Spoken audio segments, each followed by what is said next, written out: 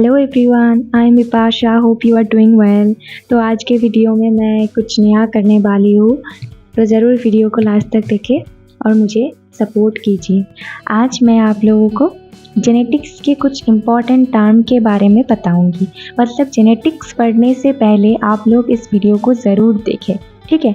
अगर आप class 10th या 12th के बच्चे हैं, ठीक है, तो इस दीदी का वीडियो ज़रूर देखना, आप लोगों के लिए बहुत ज़्यादा हेल्पफुल होगा। जो लाइफ में फ़र्स्ट टाइम जेनेटिक्स पढ़ रहे हैं उसके लिए तो बहुत ज़्यादा हेल्पफुल है। मतलब आप जेनेटिक्स पढ़ रहे हो और आपको जेनेटिक्स के जो बेसिक टर्म है उसके बारे में ही कुछ पता नहीं, ठीक है, कुछ आइडिया नहीं, तो आपको जेनेटिक्स सीखने में दिक्कत होगी, ठीक है।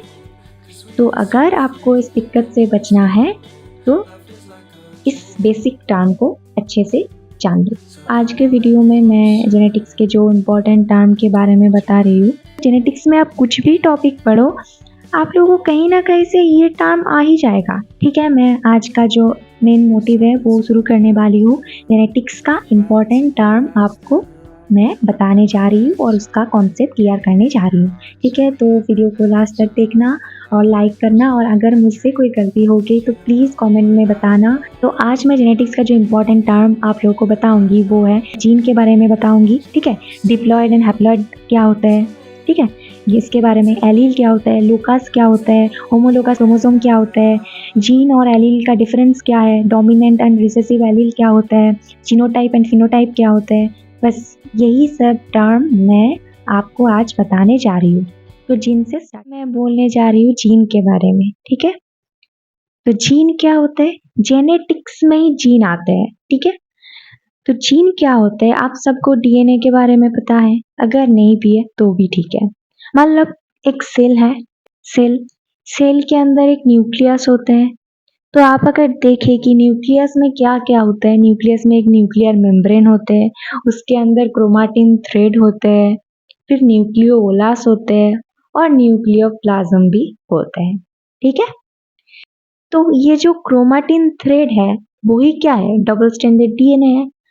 अगर आप यही डबल स्टैंडर्ड डीएनए का एक एक पार्ट को देखें, तो मान लो कि डीएनए का एक छोटा सा पार्ट, ठीक है, उसको हम लोगों ने एक नाम दे दिया जीन ए, और एक छोटा सा टुकड़ा उसका मैंने नाम दे दिया जीन बी। जैसे कि अब देख रहे हैं, मैं दिखा रही हूँ, ठीक है, जीन ए और जीन बी, ठीक है। डीएनए का एक छोटा सा पार्ट जिसमें प्रोटीन फॉर्मेशन होने की सारी इंफॉर्मेशन रहता है, ठीक है, उसको हम बोलते हैं जीन।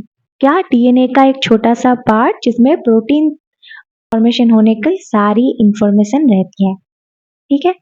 कैसा इंफॉर्मेशन, मान लो कौन से एमिनो एसिड के बगल में कौन से एमिनो एसिड रहने वाला है, कितने एमिनो एसिड जुड़ जुड़ कर ये प्रोटीन बनेगा, मतलब पेप्टाइड चेन बनेगा, और कौन कौन से एमिनो एसिड से प्रोटीन बनता है। ये 3 इंफॉर्मेशन रहेगा जीन के अंदर, ठीक है। तो ये हो गया हमारा जीन।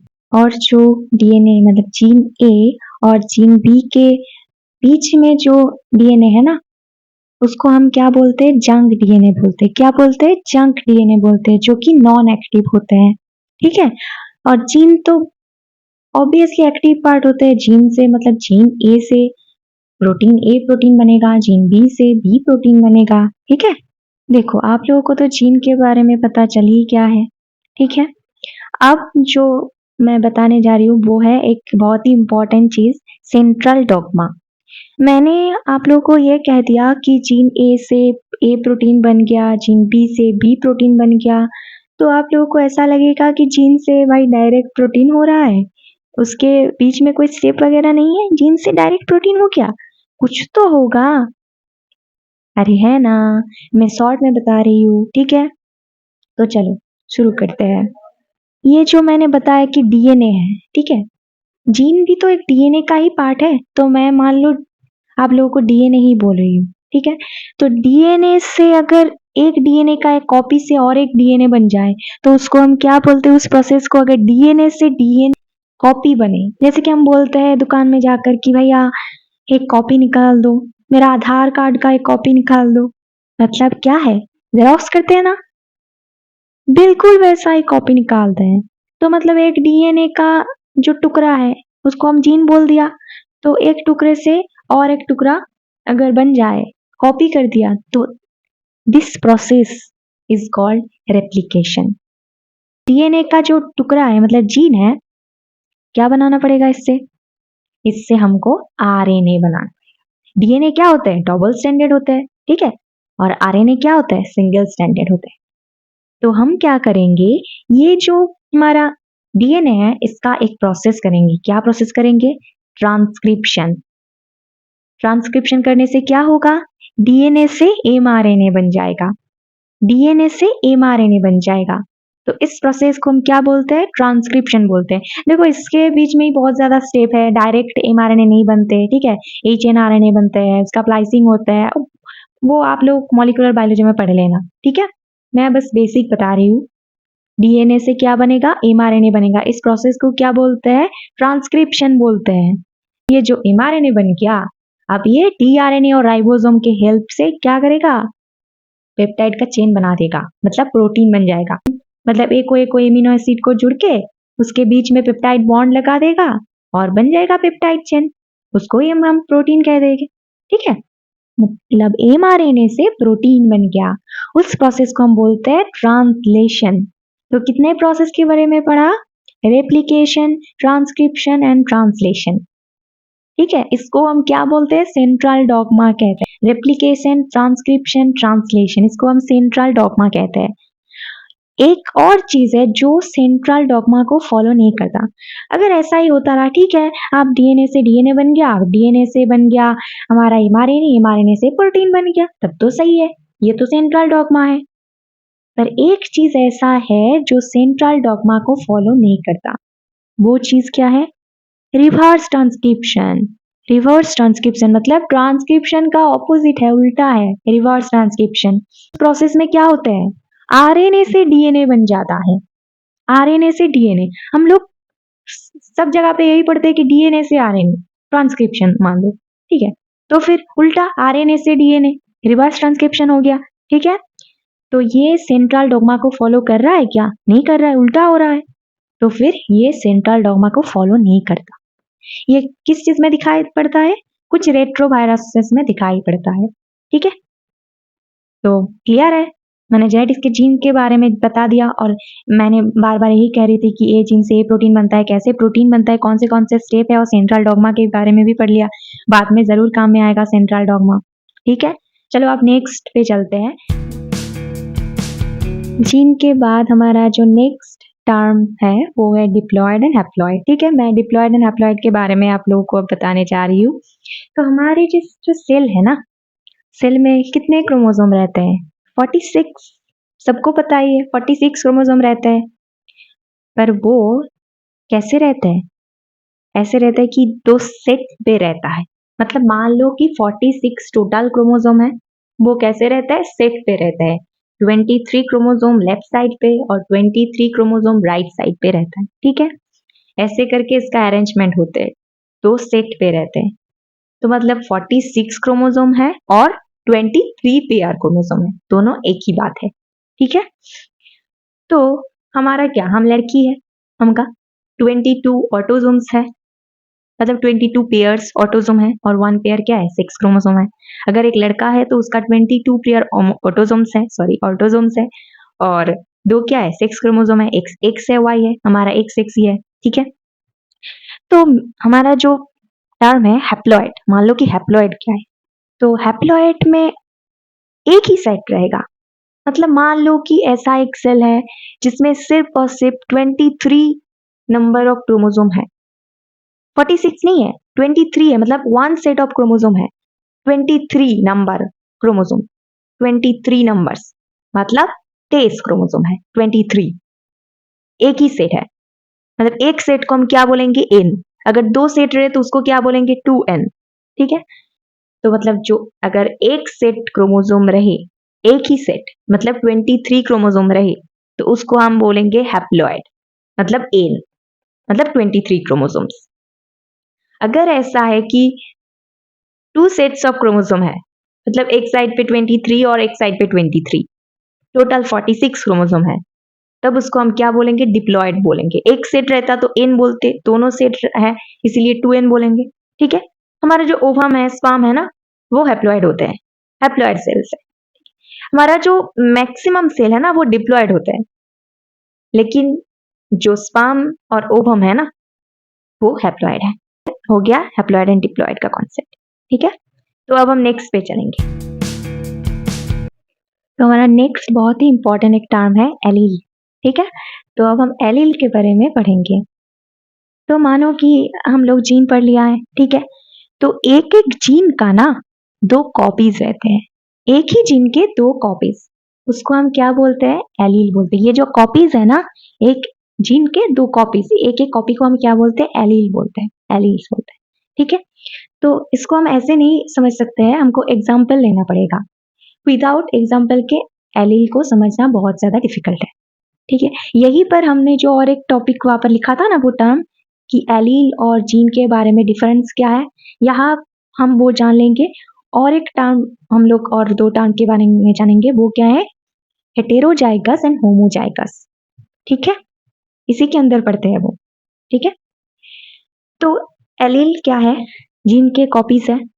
एलील्स ना, दोनों एलील्स मतलब एक ही टाइप के एलील एक साथ रह सकते हैं, एक ही टाइप के 2 एलील एक साथ रह सकते हैं, या 2 अलग अलग टाइप के एलील भी एक साथ रह सकते हैं। मतलब हम एक एग्जाम्पल देख लेते हैं। मान लो बॉडी हाइट, बॉडी हाइट एक कैरेक्टर है, मतलब बॉडी हाइट का जीन रहता है हमारे अंदर, उसका भी 2 कॉपी है। कौन से कॉपी, आप लोग ही बताओ। अरे बॉडी हाइट भाई, कोई कोई लड़का टॉल होगा तो कोई लड़का शॉर्ट होगा, कोई लड़की बहुत ज्यादा टॉल है और कोई लड़की शॉर्ट है। तो ऐसा क्यों है, टॉल है कोई शॉर्ट है, इसीलिए सबके अंदर बॉडी हाइट का जीन है, इसीलिए तो हम लोगों का कोई ना कोई हाइट तो है, कुछ ना कुछ हाइट तो है ही। ऐसा कोई है जिसका कोई हाइट ही नहीं है ऐसा नहीं है ना। तो फिर ये जीन सबके अंदर रहते हैं, लेकिन एलील का जो 2 कॉपी है वो सब पर एक जैसा नहीं होता है। अभी हम बाद में पढ़ेंगे डोमिनेंट रिसेसिव, वहां और कुछ पता चल जाएगा। ठीक है, तो अभी तुम लोग एलील और जीन का अंतर समझो। मतलब एक कैरेक्टर, मान लो बॉडी हाइट और मान लो बॉडी कलर, ये सारे कैरेक्टर्स है, ये कैरेक्टर्स के लिए जीन रहते हैं हमारे अंदर। पर ये कैरेक्टर का स्टेट जो है, मतलब मानो कि बॉडी हाइट कैसा हो सकता है, टॉल हो सकता है, शॉर्ट भी हो सकता है। ठीक है, तो ये जो है टॉल और शॉर्ट, एक ही जीन, बॉडी हाइट का जीन जो कि कैरेक्टर है, इसका स्टेट टॉल भी हो सकता है, शॉर्ट भी हो सकता है। मतलब टॉल और शॉर्ट का क्या होगा, एलील होगा। बॉडी हाइट 2 टाइप के होते हैं, टॉल होते हैं या शॉर्ट होते हैं, तो वो कैरेक्टर का स्टेट क्या हो गया, हमारा एलील हो गया। मतलब बॉडी कलर समझो कि व्हाइट हो सकता है, ब्लैक हो सकता है, कोई बहुत ज्यादा गोरा है, कोई बहुत ज्यादा मतलब डार्क है स्किन कलर। ठीक है, तो कैरेक्टर का जो डिसाइड करते हैं वो जीन है, और कैरेक्टर का स्टेट कैसा होगा, टॉल होगा या शॉर्ट होगा, डार्क स्किन टोन होगा या व्हाइट स्किन टोन होगा, हेयर कैसा होगा, आई कलर क्या होगा, ये सब कौन डिसाइड करते हैं, एलील डिसाइड करते हैं। ठीक है, तो कैरेक्टर हो गया हमारा जीन और कैरेक्टर का स्टेट क्या हो गया, एलील हो गया। तो अब एक बात समझो कि मैंने जो एक बताया एक सेंटेंस कि दोनों एक ही टाइप के एलील एक साथ रह सकते हैं। मान लो बॉडी हाइट का बताया मैंने कैरेक्टर, उसको कैपिटल टी एक एलील है, स्मॉल टॉल होता है, कैपिटल टी रहेगा तो टॉल होगा, स्मॉल टी रहेगा तो शॉर्ट हाइट होगा, ट्वार्फ होगा। ठीक है, तो फिर ऐसा भी हो सकता है कि कैपिटल टी हो सकता है, स्मॉल टी हो सकता है, और कैपिटल टी स्मॉल टी भी हो सकता है। मतलब दोनों एक एक टाइप के एलील भी एक साथ रह सकता है और अलग अलग टाइप के एलील भी एक साथ रह सकता है। यही हो गया हमारा जीन और एलील, और जीन और एलील में अंतर, मतलब डिफरेंस। ठीक है, तो हम नेक्स्ट पे चलेंगे, और उसके पहले और एक टर्म रह गया, हेटेरोजाइगस एंड होमोजाइगस। कौन से कंडीशन हेटेरोजाइगस है, कौन से कंडीशन होमोजाइगस है, यही तो मैंने अभी बता दिया। देखो तुम लोग नहीं समझे, बता दिया ना, बताया ना, नहीं समझे। ये जो कैपिटल टी बताया, इसका टॉल होगा, स्मॉल टी है मतलब शॉर्ट होगा। तो एक ही टाइप के हुआ ना, कैपिटल टी है, स्मॉल टी है, मतलब देखने में एक ही टाइप का एलील मिक्स्ड होकर हुआ ना, कैपिटल टी स्मॉल टी, तो ये क्या हो गया, होमोजाइगस हो गया। ठीक है, और कैपिटल टी स्मॉल टी अलग अलग है, एक कैपिटल टी एक स्मॉल टी, अलग अलग है, वो हेटेरोजाइगस। होमो मतलब सेम, हेटेरो मतलब डिफरेंट। तो यही से हो गया, एक ही टाइप का होगा तो होमोजाइगस होगा, डिफरेंट टाइप का होगा तो हेटेरोजाइगस होगा। ठीक है, समझ में आया? तो हमारा नेक्स्ट जो टर्म है वो है लोकस। ठीक है, क्या है? लोकस। लोकस क्या है? ईच ईच क्रोमोसोम के अंदर, ठीक है, एक स्पेसिफिक पॉइंट होता है। बहुत एक दो पॉइंट हो सकते हैं, तो क्रोमोसोम के अंदर एक स्पेसिफिक पॉइंट जहाँ एक जीन रहता है। मान लो एक क्रोमोसोम है, सारे क्रोमोसोम के अंदर, ठीक है, सारे क्रोमोसोम पर एक स्पेसिफिक पॉइंट है जहाँ स्पेसिफिक जीन रहते हैं। मान लो कि एक क्रोमोसोम है, उसमें जैसे कि देख सकते हैं कि एक आई कलर का जीन है, वो एक स्पेसिफिक पॉइंट पर है, आई कलर का जीन। तो उस पोजीशन को हम उस जीन के, मतलब आई कलर के जीन के लोकस कहेंगे। स्पेसिफिक हुआ। और एक मान लो एक पोजीशन है जहां हेयर कलर के जीन है, क्रोमोसोम के ऊपर एक और एक पॉइंट है जहां पर कि क्या है, हेयर कलर का जीन है। तो उस पॉइंट को हम हेयर कलर के जो जीन है उसका लोकस कहेंगे। ठीक है, तो ये हो गया लोकस, और कुछ नहीं, बस लोकस के बारे में इतना पता होना चाहिए और कुछ नहीं। नेक्स्ट है हमारा बहुत ही इंपॉर्टेंट दो टर्म, डोमिनेंट एंड रिसेसिव, जिसका हम बहुत देर से वेट कर रहे थे, डोमिनेंट और रिसेसिव का। ठीक है, तो अब मैं बताने जा रही हूँ कि डोमिनेंट और रिसेसिव क्या होते हैं। इससे पहले बहुत ही इम्पोर्टेंट टर्म है हेटेरोजाइगस कंडीशन। इसके बारे में मैं ऑलरेडी बता चुकी हूँ आप लोगों को। हेटेरोजाइगस मतलब दोनों अलग अलग एलील अगर रहे, मतलब कैपिटल टी स्मॉल टी, समझ लो कि बॉडी हाइट का है, और फिर एक प्लांट है, पी प्लांट है, जिससे मेंडल ने एक्सपेरिमेंट किया था, पी प्लांट का हाइट का जीन है। तो उसमें से अगर मैं कैपिटल टी और स्मॉल टी की बात करूं, तो वो कंडीशन को क्या बोलते हैं? होमोजेगस कंडीशन, क्योंकि दोनों सेम सेम एलील मिलकर बने हैं। पर अगर कैपिटल टी स्मॉल टी है, तो उस कंडीशन को हम क्या बोलते हैं? हेटेरोजाइगस कंडीशन कहते हैं, कैपिटल टी स्मॉल टी को।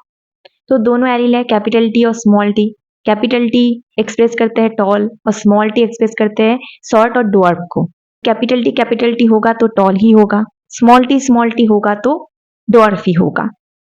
ठीक है, पर अगर कैपिटल टी स्मॉल टी हुआ, मतलब हेटेरोजाइगस कंडीशन, कैपिटल टी और स्मॉल टी में बताना तो इजी है, तो हम होमोजाइगस कंडीशन को भी साइड पर रखेंगे। हम बात करेंगे हेटेरोजाइगस कंडीशन की, मतलब कैपिटल टी स्मॉल टी की। तो इसमें से कौन से एक्सप्रेस कर रहे हैं? तो ये कैपिटल टी स्मॉल टी में से, मतलब ये हेटेरोजाइगस कंडीशन में से जो भी एलील एक्सप्रेस करेगा उसको हम क्या कहते हैं? डोमिनेंट एलील कहते हैं। मतलब हाइट की बात कर रहे हैं, मेंडल ने तो 7 कैरेक्टर दिया ही है। ठीक है, उसमें से अगर हम लोग पी प्लांट के हाइट के बारे में कहें तो टॉल डोमिनेंट है और ड्वार्फ रिसेसिव है। तो ये 7 कैरेक्टर और 14 ट्रेट्स जो है, आपको ये अच्छे से याद कर लेना है।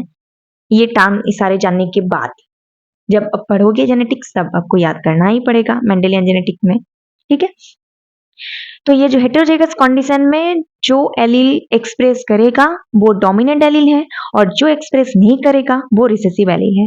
तो कैपिटल टी स्मॉल टी ये भी क्या होता है? टॉल होते हैं, क्योंकि मेंडल ने ये एक्सपेरिमेंट करके देखा है। एक टॉल और शॉर्ट का जब क्रॉस किया तब कैपिटल टी स्मॉल टी हुआ, उसको क्या लगा कि मीडियम हाइट का होगा, ना टॉल होगा और ना ही शॉर्ट होगा, क्या होगा? मीडियम होगा। पर उसने क्या देखा? नहीं, एक टॉल हो रहा है एक शॉर्ट हो रहा है वो तो ठीक है, लेकिन एक मीडियम नहीं हो रहा, टॉल हो रहा है। तो वो क्या देखा कि कैपिटल टी स्मॉल टी ये जो हेटेरोजाइगस कंडीशन है ना, इसमें से कैपिटल टी एक्सप्रेस कर रहा है, टॉल हो रहा है, मतलब जो ऑफस्प्रिंग है ना वो टॉल हो रहा है। तो कैपिटल टी एक्सप्रेस कर रहा है, मतलब कैपिटल टी डोमिनेंट एलील है, और स्मॉल टी का कोई एक्सप्रेशन है ही नहीं, इसलिए तो वो एक्सप्रेस नहीं कर रहा है। इसलिए तो ड्वार्फ भी नहीं हुआ और मीडियम हाइट का भी नहीं हुआ। ठीक है, तो यहाँ पर स्मॉल टी जो एलील है वो रिसेसिव एलील है। आई होप आपको समझ में आया। ठीक है, मान लो और एक एग्जांपल देती हूँ, कैपिटल बी स्मॉल बी का। बी ब्लैक करता है और स्मॉल बी व्हाइट करता है, तो कैपिटल बी क्या होगा? ब्लैक होगा। स्मॉल बी क्या होगा? व्हाइट होगा। पर कैपिटल बी स्मॉल बी क्या होगा? ऐसा हम कह नहीं सकते कलर में से कि कौन सा डोमिनेंट होगा कौन सा रिसेसिव होगा। जो एक्सप्रेस करेगा हेटेरोजेगस कंडीशन में, मतलब दोनों अलग अलग है, उस कंडीशन में जो एक्सप्रेस करेगा उसको ही हम डोमिनेंट कहेंगे। चाहे वो काला या सफेदी की बात करे या आई कलर का कोई बात करे, जो हेटेरोजेगस कंडीशन में एक्सप्रेस करता है वो डोमिनेंट है, और जो नहीं करता वो रिसेसिव है। तो आप लोगों को डोमिनेंट रिसेसिव पता चल गया अच्छे से, ठीक है ना, याद रहेगा ना अच्छे से। चलो नेक्स्ट। तो नेक्स्ट जो टर्म है वो है जीनोटाइप एंड फिनोटाइप, ठीक है। तो जीनोटाइप और फिनोटाइप बहुत ही ज्यादा इंपॉर्टेंट एक टॉपिक है, बहुत ही ज्यादा, इसको ध्यान से अच्छे से समझना, ठीक है। तो जीनोटाइप क्या होता है? मान लो कि एक जीन का 2 कॉपी होता है, वही एलील है। मतलब एक जीन में 2 टाइप के एलील होते हैं, 2 टाइप का कॉपी होता है, ठीक है, उसको हम एलील बोलते हैं। तो एक जो इंडिविजुअल है, मतलब ऑर्गेनिज्म है, तो उसमें कौन कौन से 2 एलील क्या है, मतलब कौन से अरेंजमेंट पर क्या है, दोनों एक ही टाइप के एलील क्या है या दोनों अलग अलग टाइप के क्या है, यही हमको पता करना पड़ेगा, ठीक है। तो देखो, समझो कि हम जो बॉडी हाइट के बारे में बात कर रहे थे, कैपिटल टी उस ऑर्गेनिज्म पे क्या है, या कैपिटल टी स्मॉल टी क्या, या स्मॉल टी क्या, ठीक है। इसके बारे में पता कैसे लगेगा? जीनोटाइप इसका पता लगाते हैं कि एक जीन का जो 2 कॉपीज होते हैं एलील का, उसमें से कौन कौन से एलील में कैसे, मतलब कैसे अरेंजमेंट पर एक ऑर्गेनिज्म पर क्या है, इसका पता हमें कैसे लगता है? जीनोटाइप से। कैपिटल टी टॉल होते हैं, मतलब कैपिटल टी ये एक जीनोटाइप है, कैपिटल टी स्मॉल टी ये भी एक जीनोटाइप है, स्मॉल टी ये भी एक जीनोटाइप है। और जीनोटाइप जो एक्सप्रेस करते हैं वो है फिनोटाइप। मतलब हम बाहर से जो दिखते हैं ना, वो बोलोगे ना, सामने अगर कोई लड़का है बहुत ज्यादा लंबा है तो क्या बोलोगे? कितना लंबा है, बोलोगे ना कितना गोरा है, कितना काला है, ऐसे बोलते हैं ना। तो बाहर से जो दिखता है उसका आईज कितना सुंदर है, आईज का कलर ब्राउन है, नीला है, पीला है, जो भी है, मतलब बाहर से दिखते हैं ना जो भी कैरेक्टर्स, वो है फिनोटाइप। मतलब ये जीनोटाइप जो कैरेक्टर को एक्सप्रेस करता है वो है फिनोटाइप। मतलब कैपिटल टी जीनोटाइप अगर है उस ऑर्गेनिज्म पर अंदर, तो क्या होगा? टॉल बनेगा। कैपिटल टी स्मॉल टी ये अगर जीनोटाइप है तो भी टॉल बनेगा, स्मॉल टी है तो शॉर्ट हाइट बनेगा, ठीक है ना। और हेटेरोजेगस कंडीशन मैंने बताया पहले, कैपिटल टी स्मॉल टी, इसमें से ये हेटेरोजेगस कंडीशन है, इसमें से जो एक्सप्रेस करेगा वो डोमिनेंट है, जो एक्सप्रेस नहीं करेगा वो रिसेसिव है। तो जीनोटाइप, फिनोटाइप, डोमिनेंट, रिसेसिव सब पता चल गया है, ठीक है ना। ओके, अब नेक्स्ट पे चलता है, यही लास्ट है हमारा आज का, ठीक है। तो लास्ट चलते हैं। नेक्स्ट जो टर्म है वो है होमोलोगस क्रोमोसोम, ठीक है। तो होमोलोगस क्रोमोसोम क्या है? जो क्रोमोसोम, मतलब दोनों क्रोमोसोम जो स्ट्रक्चरली और फंक्शनली सेम होता है, स्ट्रक्चरली एंड फंक्शनली सेम, उसको हम क्या बोलते हैं? होमोलोगस क्रोमोसोम, ठीक है। अच्छा, स्ट्रक्चरली मतलब क्या है? स्ट्रक्चरली बोलने का मतलब, स्ट्रक्चरली सेम मतलब दोनों जो क्रोमोसोम है उसका P arm and Q arm का लेंथ बिल्कुल सेम है, सेंट्रोमियर का पोजीशन सेम है, मतलब स्ट्रक्चरली सिमिलर हो गया। और फंक्शनली सिमिलर मतलब क्या है? समझो कि दोनों ही क्रोमोसोम का सेम लोकस पर सेम जीन है, मतलब दोनों ही क्रोमोसोम का सेम सेम लोकस है, लोकस में सेम सेम जीन है, मतलब इंसुलिन का जीन है समझ लो, तो दोनों फंक्शन सेम करेगा, तो हो गया ना फंक्शनली सिमिलर। तो होमोलोगस क्रोमोसोम मतलब जो दोनों क्रोमोसोम स्ट्रक्चरली और फंक्शनली सेम होते हैं उसको हम होमोलोगस क्रोमोसोम बोलते हैं। स्ट्रक्चरली क्यों बोला और फंक्शनली क्यों बोला, समझ में आया?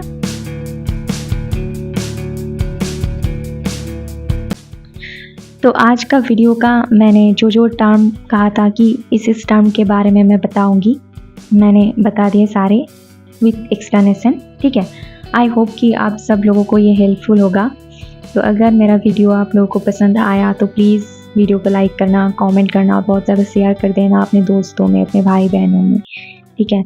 और प्लीज़ सब्सक्राइब कर देना चैनल को, ठीक है। अगर आप लोग सपोर्ट करोगे तो मैं इम्प्रूव करने की कोशिश करूँगी और कुछ नहीं कहूँगी, बस। Thank you so much, thank you so much, bye.